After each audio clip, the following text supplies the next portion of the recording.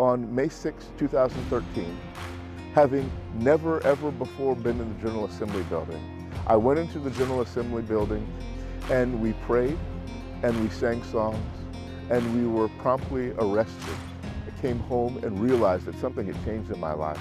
We needed a movement at this point in time. While we need to join with Dr. Barber and the moral movement that was starting to form so that we could say we should never have a government that lifts up the wealthy on the backs of the poorest among us.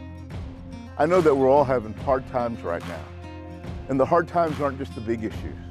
What's going on in Washington, D.C., what's going on in Raleigh, but just making sure that we can meet rent at the end of the month and making sure that we have enough to pay for groceries. Will our kids be safe in school each day? You know, I have to admit that I'm tired of a few politicians in Raleigh and D.C.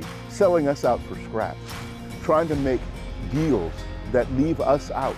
I'm tired of living in a state where the electors get to choose their voters instead of the voters getting to choose their electors. I'm tired of living in a state where the people are an afterthought to the corporations and the big moneyed interests.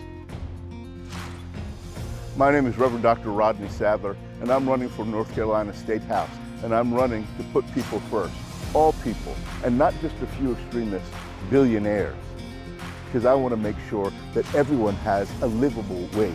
Every child has a quality education. Everyone has access to adequate health care.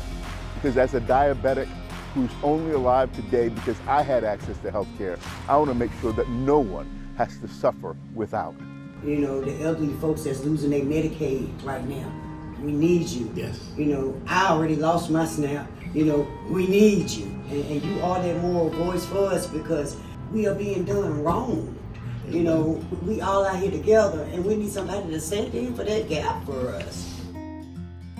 My daughter constantly reminds me that the work I do today has meaning, that it shapes the world for tomorrow, because that's her world, that's where she'll live.